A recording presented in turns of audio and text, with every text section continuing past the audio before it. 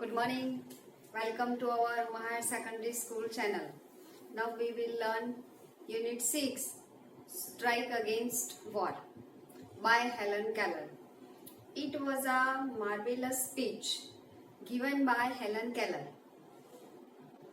Though she was blind, she cannot hear, yet she became a excellent famous orator with the help of her teacher any સુલેવાન.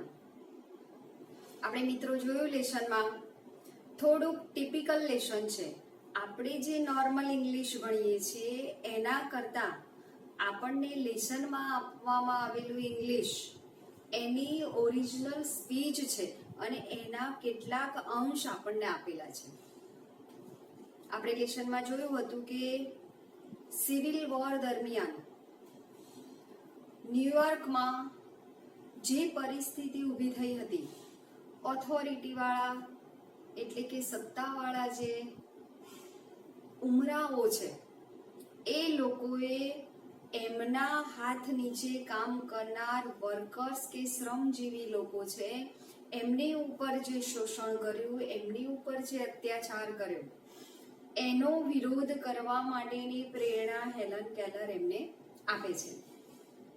Helen Keller એમને સમજાવે છે કે યુદ્ધ એ ક્યારે કોઈ પણ સમસ્યાનો સંપૂર્ણ ઉકેલ આપી શકતું નથી.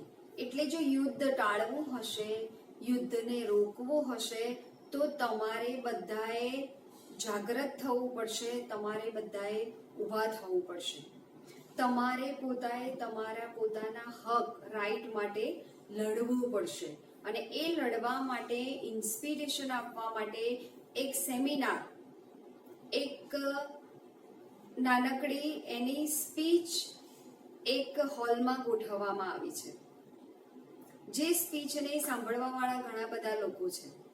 ત્યાં હેલન કેલર એવું કહે છે કે ઘણા બધા લોકો એવું માને છે કે હું બિચારી છું, જો તે લોકો મારા ઉપર દયા ખાતા હોય તો એ તમે ભૂલી જજો, કારણ કે હું કોઈના પણ હાથનું, કોઈની પણ સત્તાનું રમકડું બની નથી. હું અહીંયાથી મારી જે વાત રજૂ કરું છું એ મેં જાતે જ વાંચીને સમજીને તમારી આગળ મૂકેલી વાત છે.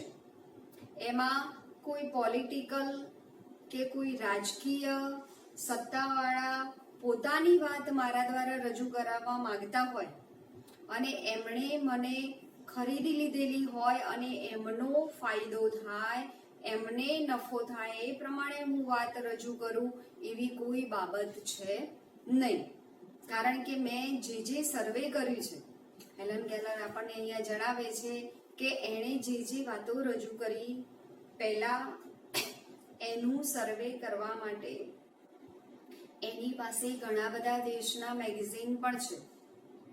જર્મની, ઇંગ્લેન્ડ, આ દરેકે દરેક પ્રકારના પત્રકાર સાથે દરેકે દરેક દેશના પત્રકાર દ્વારા સાચી માહિતી એણે એકઠી કરી છે અને પછી પોતાની વાત પોતાની સ્પીચમાં રજૂ કરે છે. ત્યારે એ કહે છે કે વર્કર્સ ઉપર જે શોષણ કરવામાં આવે છે, જેમના ઉપર જબરજસ્તીથી યુદ્ધમાં જવા માટેનું દબાણ કરવામાં આવે છે, એ દબાણનો જો વિરોધ કરવો હશે તો વર્કર્સે જાતે ઊભા થવું પડશે, તો જ એ આ કામ કરી શકશે. હા, મારો તમને સપોર્ટ છે, જ્યાં જરૂર પડશે હું તમારી સાથે છું, પણ લડવું તો તમારી જાતે જ પડશે. તમારા બાળકોને ઉજ્જવળ ભવિષ્ય આપવું હશે તો તમારે પોતાએ ઊભા થવું પડશે. આવી વાતની એ સરસ રજૂઆત કરે છે. આપણે શરૂઆતનો પેરેગ્રાફ ફરીથી જોઈ લઈએ. To begin with, I have a word to say to my good friends, the editors and others who moved to pity me. એ બધા એટલે કે જેટલા લોકો મને સાંભળવા આવ્યા છે, વર્કર્સ હોય કે અન્ય કોઈ પણ વ્યક્તિ હોય, બધાને પહેલા મારે એક વાતની સ્પષ્ટતા કરવી છે. Some people are grieved because they imagine I am in the hands of unprincipled person. Unprincipled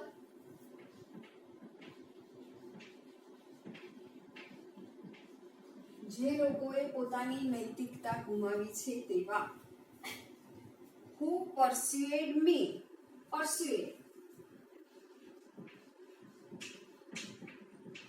convince કરવું, તૈયાર કરવું, સલાહ આપવી કે જે અનૈતિક લોકો છે એ મને સલાહ આપે છે. To adopt.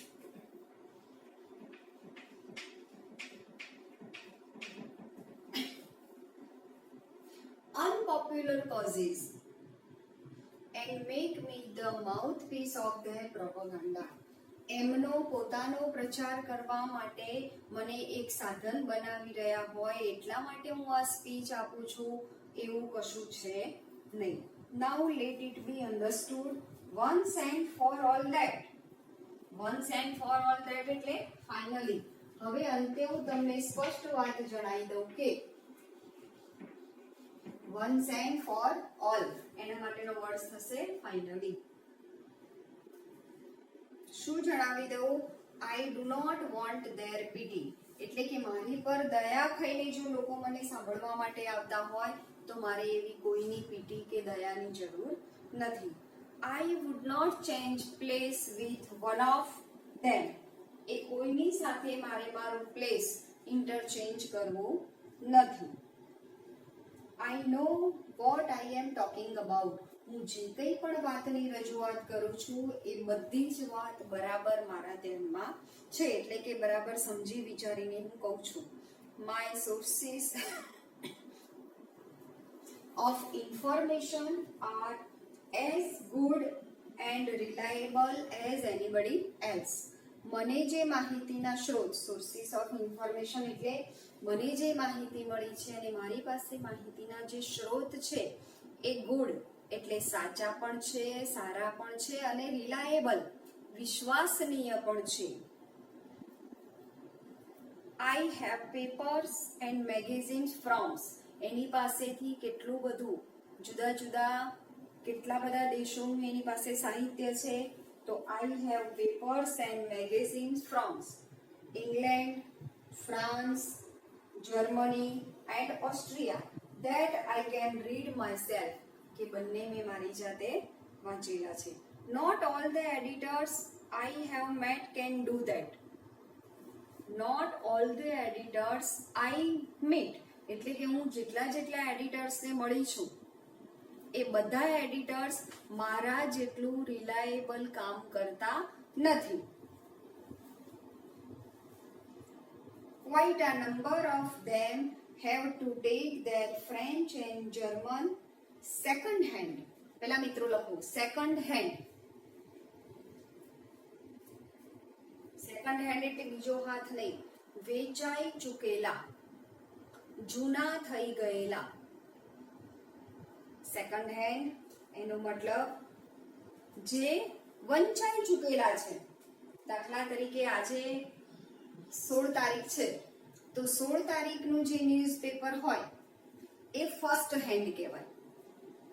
પણ જો હું આજે 10મી તારીખનો ન્યૂઝપેપર વાંચું છું તો એ સેકન્ડ હેન્ડ કહેવાય.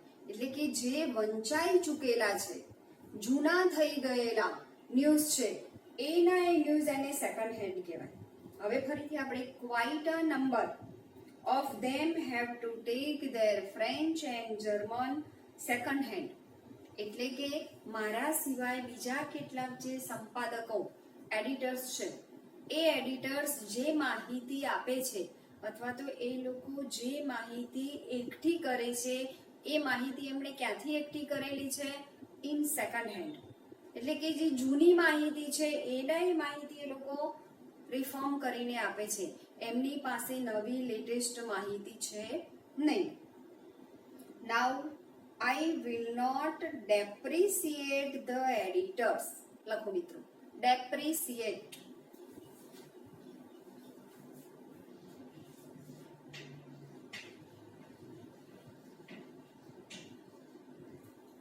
devalue, અવમૂલ્યાંકન કરવું.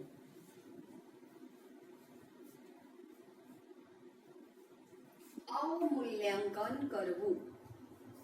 હવે હેલન કેલર પણ એક એડિટર છે, બીજા એને સાંભળવા આવેલા પણ એડિટર્સ છે. તો હેલન કેલર જ્યારે આવું કહે છે કે મારા જે બીજા એડિટર્સ મિત્રો છે એ જે માહિતી પબ્લિશ કરે છે એ સેકન્ડ હેન્ડ હોય છે, એટલે કે આઈ વિલ નોટ ડેપ્રિસિએટ ધેમ, એટલે કે આવું કહીને હું એમનું અવમૂલ્યાંકન કરતી નથી, એમની ડી વેલ્યુ કરતી નથી, એટલે કે એમનું અપમાન કરવા માંગતી નથી. I will not depreciate the editors. હવે તે એવું કરે છે એનું રીઝન આપણને બતાવે છે. They are an overworked misunderstood class. બીજા બધા જે એડિટર્સ છે એ લોકો કેવા છે? ઓવરવર્કડ, જેમની ઉપર કામનો વધારે પડતો બોજો છે. ઓવરવર્કડ એટલે જેમની ઉપર કામનો વધારે પડતો બોજો છે. એન્ડ મિસઅન્ડરસ્ટુડ, એ દરેકની ક્યાંક ને ક્યાંક, મિસઅન્ડરસ્ટુડ એટલે ગેરસમજણ, મિસઅન્ડરસ્ટુડ એટલે એમની પણ ક્યાંક ને ક્યાંક ગેરસમજણ વાળો જે વર્ગ છે એ ગેરસમજણ વાળા વર્ગ સાથે એમનો સંપર્ક છે. લેટ ધેમ રિમેમ્બર. ચાલો હું એ બધાને યાદ અપાવી દઉં. તો જો અહીંયા એક જોરદાર કોટેશન એને આપ્યું છે, એટલે આપણે એને વાંચી લઈએ. ધો that if I cannot see the fire at the end of their cigarettes, neither can they thread a needle in the dark. આપણે પહેલા સમજી લઈએ શું કહેવા માંગે છે. હવે હેલન કેલર કેવી હતી? તો બ્લાઇન્ડ એન્ડ ડીફ, અંધ હતી. એટલે બીજા બધા લોકો એવું માનતા હતા કે અંધ છે એટલા માટે એ જે કંઈ પણ માહિતી લાવે છે એ આંધળો વ્યક્તિ કેટલી માહિતી ભેગી કરી શકે? એ જે માહિતી ભેગી કરે છે એને કોઈએ આપેલી હોય તો એના માહિતી માટે કોઈના ઉપર આધાર રાખવો પડે. પણ અહીંયા એને સરસ મજાનું કોટેશન એવું આપ્યું છે કે though let them remember that if I cannot see the fire at the end of their cigarettes. દાખલા તરીકે કોઈ વ્યક્તિ સિગારેટ્સ પીતો હોય અને ફાયર એટ ધ એન્ડ, સિગારેટનો એક બાજુનો જે છેડો છે એ સળગતો હોય તો કદાચ મને દેખાય નહીં. ખ્યાલ આવે છે? કારણ કે આંધળી હતી, એટલે કે મારી સામે બેસીને કોઈ વ્યક્તિ સિગારેટ પીવે છે અને એનો વન એન્ડ, એક છેડો સળગતો છે, કદાચ એ મને નહીં દેખાતો હોય, એટલે કે કેટલીક હકીકતો મારી આંખો જોઈ શકતી નથી એટલે નહીં દેખાતી હોય, એવું જો તમે સમજતા હો તો neither, બીજું શું છે એના માટેની પોઝિટિવ વાત? neither can they thread a needle in the dark. Needle એટલે સોય અને થ્રેડ એટલે દોરી. હેલન કેલર પોતાનું બધું જ ઘરનું કામ જાતે કરતી હતી. એટલે હેલન કેલર એવું કહે છે કે જો અંધકારમાં સોયમાં દોરો પરોવવાનો હોય તો એ પણ એ લોકો પરોવી શકે નહીં, પણ હેલન કેલર એ કામ કરી શકતી હતી. એને પોતાની એ આવડત, એ સ્કિલ ડેવલપ કરી હતી. હવે બંને વાતને આપણે જોઈન કરીએ કે હેલન કેલર એવું કહે છે કે જો હું અંધકારમાં સોયમાં દોરો પરોવી શકતી હોઉં, એટલે કે અંધકારમાં પણ, અંધકારનો એનો મતલબ હું આંધળી છું છતાં પણ જો હું આટલું ઝીણું કામ કરી શકતી હોઉં તો હું કંઈ પણ કરી શકું છું. એટલે ટૂંકમાં એને એવું કહેવું છે કે મારી પાસે જે સોર્સ ઓફ ઇન્ફોર્મેશન છે એ તમારા બધા કરતા એક સ્ટેપ ઉપરના, વધારે રિલાયેબલ અથવા તો વધારે સારા છે.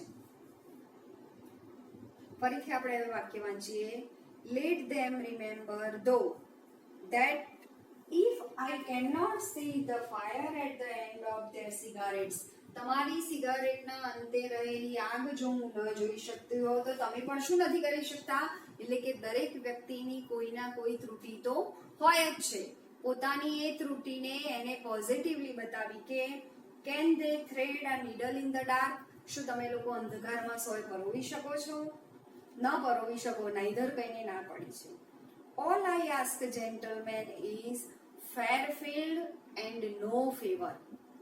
હવે એની વાતની શરૂઆત કરે છે કે ઓલ આઈ આસ્ક જેન્ટલમેન, અહીં બેઠેલા જેટલા સુસજ્જ નાગરિકો બેઠા છે એ બધાને મારે કહેવું છે કે is a fair field. Field એટલે ક્ષેત્ર. હું જે ક્ષેત્રમાં પ્રવેશ કરી ચૂકી છું, હું જેના વિશે લડવા માટે તૈયાર થઈ છું, એ ક્ષેત્રમાં હું કોને સાથ આપવાની છું? ફેર. ફેર એટલે જસ્ટ, ન્યાય.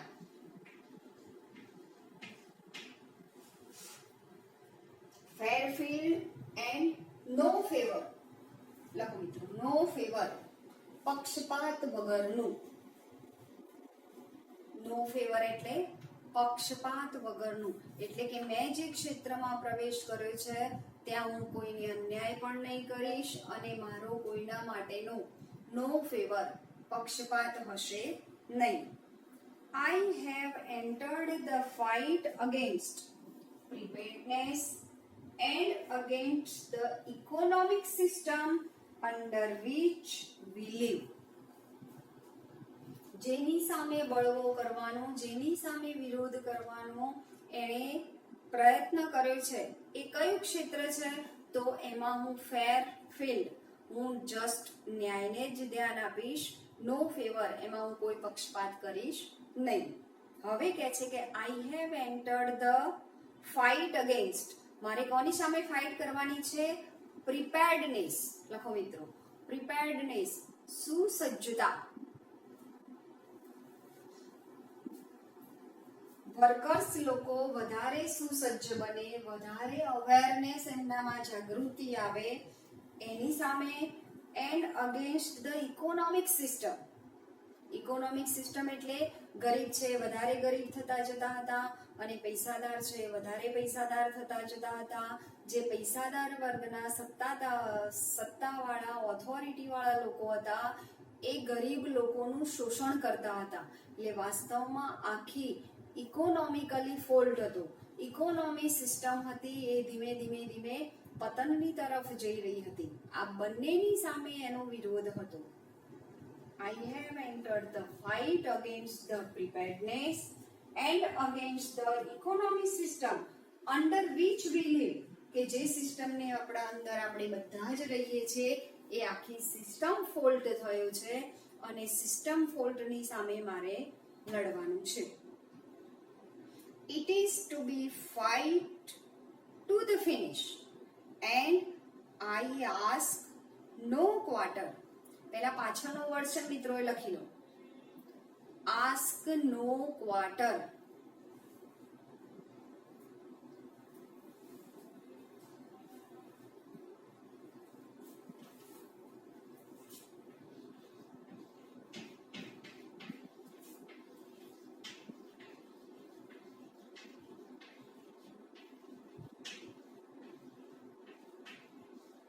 Not to demand mercy.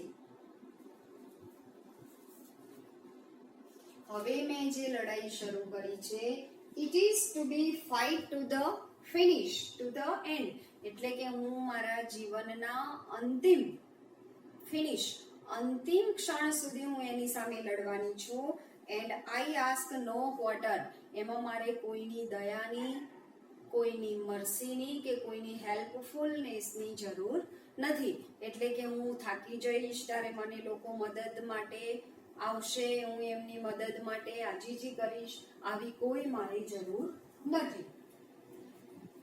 All the machinery of the system has been set in a motion. લખો, set in a motion. એક ફ્રેઝ છે, લખો મિત્રો. set, પહેલા નોટમાં બરાબર જોઈ લો. set in motion.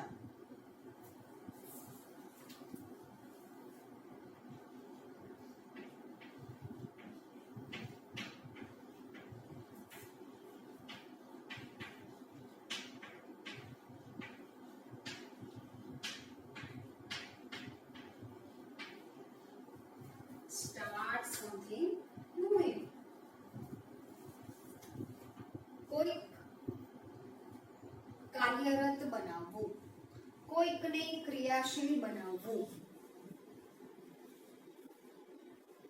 કાર્યરત કે ક્રિયાશીલ બનાવવું. હવે એને શું કાર્યરત બનાવવું છે? એટલે કે જે ઇનએક્ટિવ વસ્તુ છે, જે ક્રિયાશીલ નથી, એને શું કરવું છે? એને ક્રિયાશીલ બનાવવું છે. આપણે ફરીથી સેન્ટેન્સ વાંચીએ.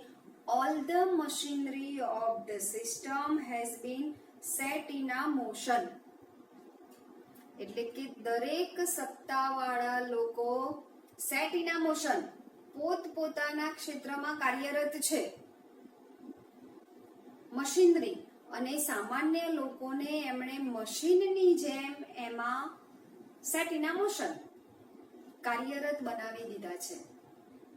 એટલે કે સત્તાવાળા લોકોએ પોતાનું વર્ચસ્વ, પોતાનું પ્રભુત્વ એટલું બધું ગોઠવી દીધું છે કે સામાન્ય વ્યક્તિ મશીનની જેમ એ લોકો જેવું કહે એવી રીતે કામ કરવા લાગ્યા છે.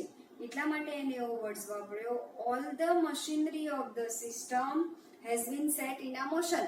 આપણે કોઈ નવું મોટું ટેકનિકલ મશીન લાવ્યા હોય અને મશીનને પહેલી વખત જ્યારે ગોઠવવાનું હોય ત્યારે એને ગોઠવવા માટે થોડો પ્રયત્ન કરવો પડે. પણ એક વખત મશીન જો ગોઠવાઈ ગયું પછી તો મશીન ઓપરેટિંગ કરવા વાળાએ માત્ર સ્વિચ જ પાડવાની હોય છે, પછી ઓટોમેટિક એ કામ કરે છે. એમ આ લોકોએ પણ, સત્તાવાળા લોકોએ પણ વર્કર્સ માટે એક પ્રકારની એવી સિસ્ટમ ઊભી કરી દીધી કે એમાં કોઈ પણ વર્કર્સ ક્યારે પણ એનો વિરોધ ના કરે. આવી રીતે બધું એમણે ગોઠવી દીધું છે. About the complaints and din of the protest from the workers is heard the voice of authority. About the complaint, complaint એટલે ફરિયાદ. એટલે કે ઉપર એણે જે ફરિયાદ કરી કે ઇકોનોમી સિસ્ટમ સામે અને પ્રિપેર્ડનેસ સામે આ બે જે કમ્પ્લેન હતી, ફરિયાદ હતી, and din of the protest લખો. પ્રોટેસ્ટ એટલે વિરોધ, ઓપોઝ. પ્રોટેસ્ટ એટલે વિરોધ કે ઓપોઝ. ડીન ઓફ શોર બકોર, ડીન ઓફ શોર, શોર બકોર વધારે પડતો નોઇઝ.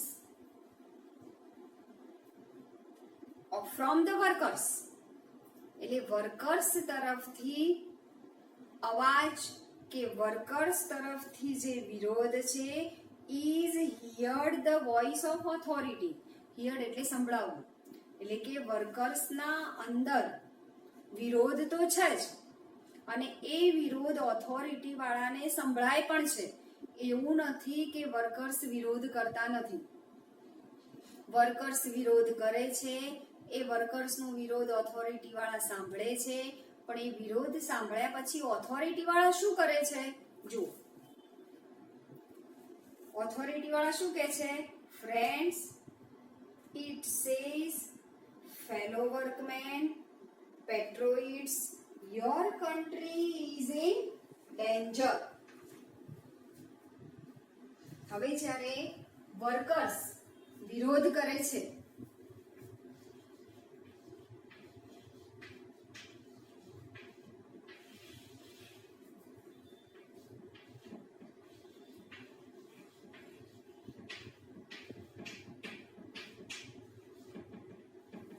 આ વર્કર્સ ઓથોરિટી વાળાનું જ્યારે પ્રોટેસ્ટ,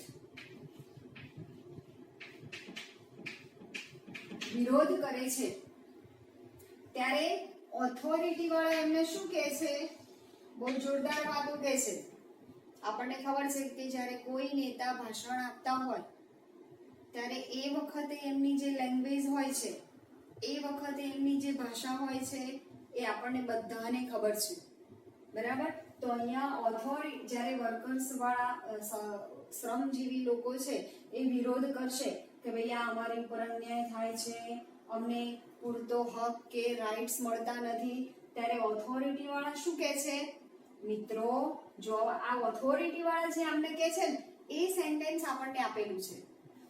ઓથોરિટી વાળા, સત્તાવાળા એવું કહે છે કે મિત્રો, શહીદો, અમને આવું એ લોકો કહે છે કે આજે તમારો દેશ મુશ્કેલીમાં મુકાઈ ગયો છે. તમે બધા જ, આપણે બધા એક ભયજનક પરિસ્થિતિમાં છીએ.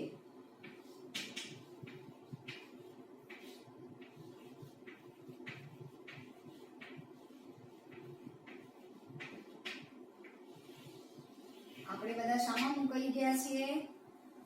આપણે ભયજનક પરિસ્થિતિમાં આવી ગયા છીએ. તમે બધા શહીદ છો, તમે બધા બહાદુર છો, એટલે આ દેશ માટે લડવાની તમારે જરૂર છે. જો તમે દેશ માટે નહીં લડો તો આપણો દેશ શું થઈ જશે? સ્વતંત્રતા ગુમાવશે અથવા આપણો દેશ હારી જશે. અને આવા દેશ સામે તમે ઊંચા પગારની માંગણી કરો છો, આવા દેશ સામે તમે ફરિયાદ કરો છો, તો શું યુદ્ધના સમયે તમે લોકો ઓથોરિટી વાળા વર્કર્સ એવું કહે છે કે યુદ્ધના સમયે તમે જે ફરિયાદ કરો છો એ યોગ્ય કે પ્રોપર છે? આવી સરસ મજાની ઓથોરિટી વાળા લોભામણી વાતો કરીને વર્કર્સનો અવાજ છે શું કરી દે છે? બંધ કરી દે છે. એવું નથી કે વર્કર્સનો અવાજ ઓથોરિટી વાળા સાંભળતા નથી, પણ સાંભળ્યા પછી એમની વાતો કહીને વર્કર્સનો અવાજ દબાવી દે છે. ફરીથી આપણે વાંચીએ. About the complaints and the din of the protest from the worker is heard the voice of authority. એટલે કે ઓથોરિટી વાળા એ અવાજ સાંભળે તો છે જ, પણ ઓથોરિટી વાળા શું કહે છે? મિત્રો, friends, it is says, fellow workmen. Authority વાળા વર્કર્સને કહે છે કે ફેલો વર્કમેન, અમારા અનુયાયીઓ, પેટ્રિયોટ્સ, શહીદો, દેશ માટે પોતાનું બલિદાન આપવા વાળા ઓથોરિટી વાળા એમના ફેલો મેન કહે છે, પેટ્રિયોટ્સ કહે છે, your country is in danger. આજે તમારો દેશ મુશ્કેલીમાં મુકાઈ ગયો છે.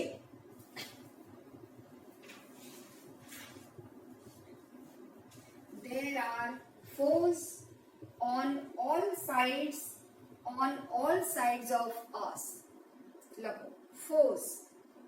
foes એટલે દુશ્મન, enemy, શત્રુ. There are foes all sides. આપણી ચારે બાજુ આપણે શાનાથી ઘેરાઈ ગયા છીએ? દુશ્મન.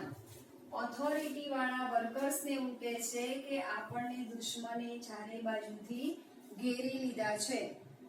There is nothing between us and our enemies except the Pacific Ocean and Atlantic Ocean. Look at what has happened to Belgium. Consider the fate of Siberia.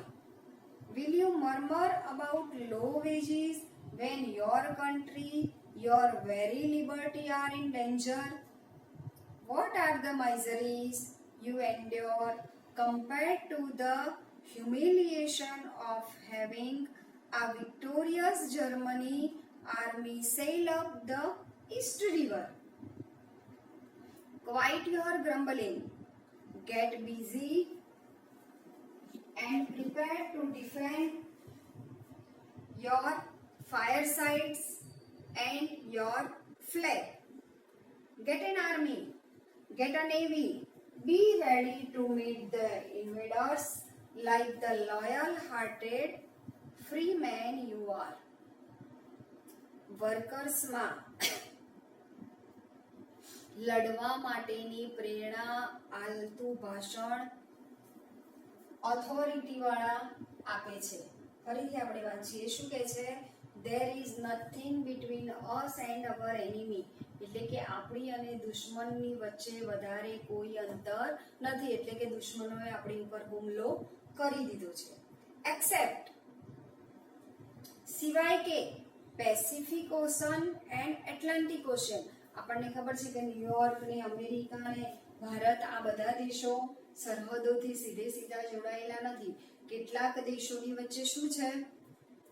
Pacific મહાસાગર, Atlantic મહાસાગર, એટલે કે આપણી વચ્ચે માત્ર આ દરિયો, આ જે સાગર છે એના પાણીનું જ અંતર છે. જો એ લોકો એ દરિયો પસાર કરીને અહીં આવશે તો આપણા દેશ પર સત્તા જમાવશે. Look at what has happen to the Belgium. બીજા વિશ્વયુદ્ધ દરમિયાન તમે મિત્રો હિસ્ટ્રી આપણે ઇતિહાસમાં ભણી ચૂક્યા છીએ. બેલ્જિયમની જે પરિસ્થિતિ થઈ હતી એ પરિસ્થિતિ યાદ અપાવે છે. Look at what has happen to Belgium. Consider the fate of Siberia. સાઇબિરિયાના નસીબને તમે ધ્યાનમાં લો, એટલે કે એ વખતે સાઇબિરિયાના લોકોએ અને સાઇબિરિયા દેશે જે કર્યું હતું એને યાદ કરો. અને જો તમે એ બધું એમની હાર, એમની જીત, એમણે જે સહન કર્યું, એમને જે મુશ્કેલીઓનો સામનો કર્યો એ તમે બરાબર યાદ કરો. Will you murmur about low wages. અને હજુ પણ પહેલા શબ્દ લખી લો મર્મર, ગણગણાટ કરવો.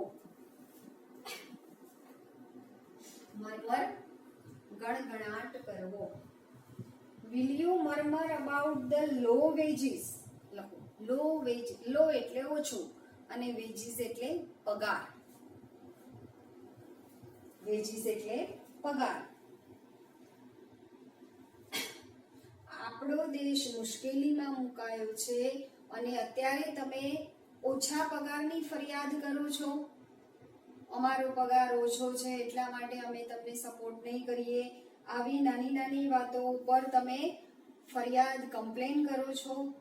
Will you murmur about low wages when your country, your very, જ્યારે તમારો દેશ, and your very liberties. Liberties એટલે સ્વતંત્રતા. લખો લિબર્ટીઝ એટલે સ્વતંત્રતા. And your very liberties are in danger. તમારી સ્વતંત્રતા જોખમમાં મુકાઈ ગઈ છે. તમારો દેશ ભયમાં છે. અને એ વખતે તમે ઓછા પગારની વાત કરો છો. What are the miseries. Miseries એટલે તકલીફ, દુઃખ, suffering. What are your miseries you endure. લખો એન્ડ્યોર.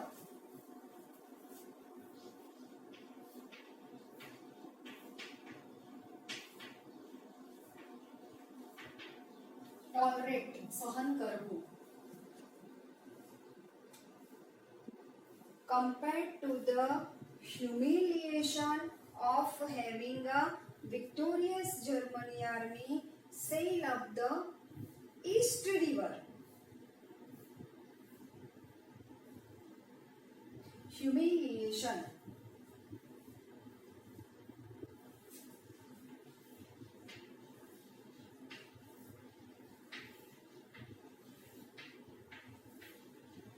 Degradation.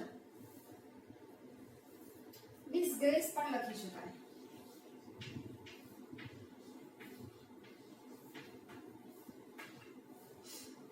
અપમાન. Humiliation, degradation, અપમાન.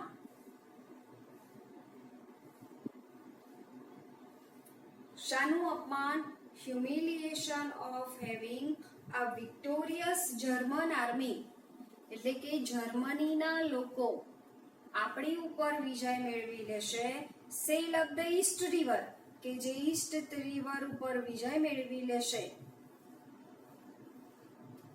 હવે કોની સાથે એમણે શાનું કમ્પેરિઝન કર્યું? કે જર્મન લોકો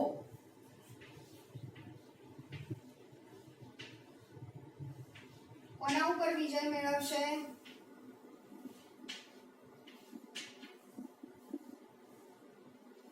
આ જર્મન આર્મી વિક્ટરી કરશે, વિજય મેળવશે તમારી ઉપર. અને એ વખતે તમે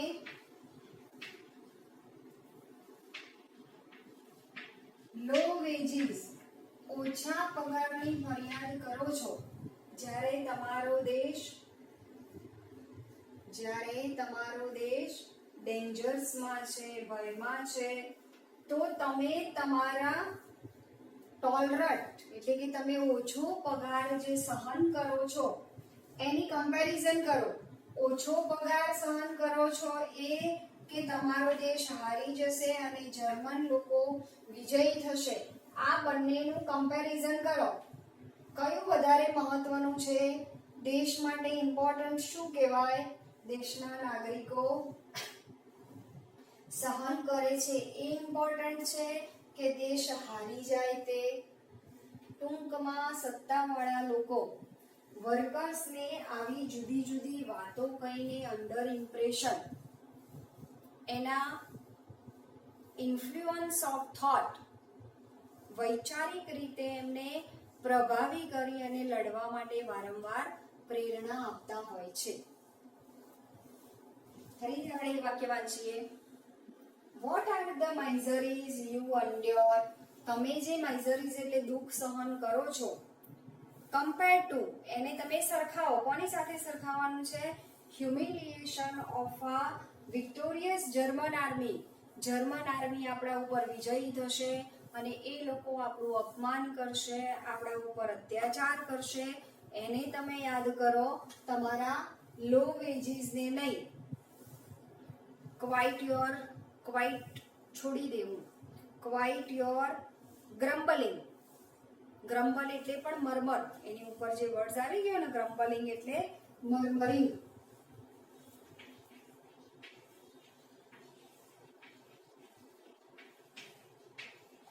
એટલે કે અત્યારે તમે તમારી ફરિયાદને ક્વાઇટ યોર ગ્રમ્બલિંગ, તમારી ફરિયાદને છોડી દો. ગેટ બિઝી, તૈયાર થઈ જાઓ. Prepared to defend your fire side and your flag. To defend એટલે બચાવવું. ફાયર સાઇડ તમારા અંદર બલિદાનની જે આગ છે, બલિદાનની જે ભાવના છે એને તૈયાર કરો. યોર ફ્લેગ તમારા ઝંડાને બચાવો, તમારા દેશને બચાવો. Get an army. Get an army એટલે લશ્કરમાં જોડાઈ જાઓ. Get a navy. નેવીના લશ્કર સાથે જોડાઈ જાઓ.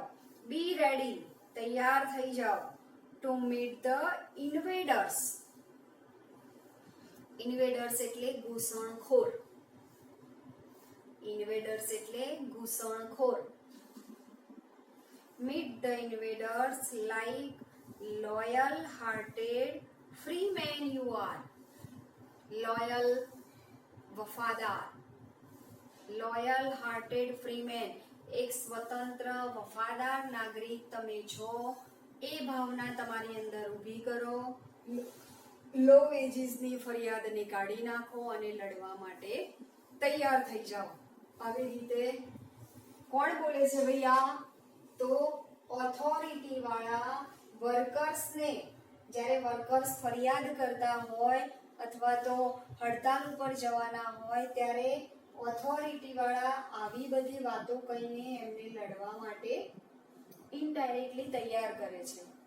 અને એ વાતનો વિરોધ કરતા કરતા હેલન કેલર કહે છે કે સત્તાવાળા તમને જે વાતો કરીને ભરમાવે છે, વાસ્તવમાં એ વાતો કરીને તમને તમારો પૂરતો રાઇટ્સ, તમને પૂરતો હક કે ન્યાય આપતા નથી. ટૂંકમાં હેલન કેલર એવું કહે છે કે તમારા હક માટે તમારે લડવું પડશે.